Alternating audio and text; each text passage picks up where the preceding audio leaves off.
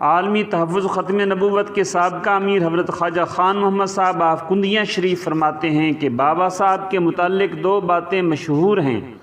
ایک یہ کہ آپ کی والدہ نماز کی عادت ڈالنے کے لیے جائے نماز کے نیچے شکر کی پڑیا رکھ دیتی ہے۔ ایک دفعہ گھر پر نہ تھیں، سفر کے دوران دعا فرمائی، یا اللہ میرے فرید کے لیے شکر کا انتظام فرما دینا، ورنہ میری سالہ سال کی محنت رائے گاں چلی جائے گی۔ تو کائنات کے رب نے غیب سے بندوبست فرمایا۔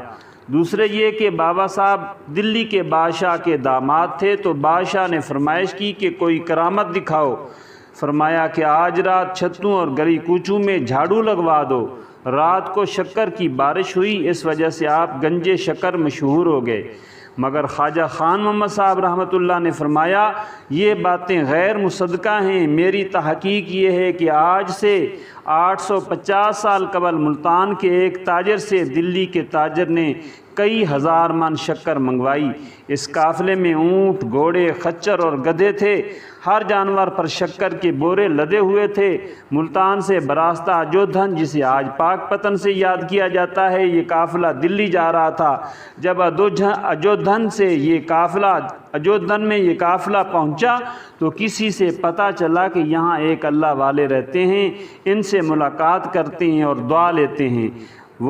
یہ وہ زمانہ تھا جب شکر نایاب ہوا کرتی تھی۔ اگر کسی کو پتہ چل جاتا کہ اس کے پاس شکر ہے تو ڈاکہ پڑ جاتا۔ خانقاہ لوگوں سے بھری ہوئی تھی۔ ملاقات کے دوران بابا صاحب نے پوچھ لیا کہ ان بوروں میں کیا ہے؟ امیر قافلہ نے کہا میں نے دانستہ جھوٹ نہیں بولا، بلکہ پردہ رکھنے کے لیے کہ مبادا کوئی شخص شکر کی وجہ سے راستہ میں پریشان نہ کرے۔ جواب دیا نمک ہے۔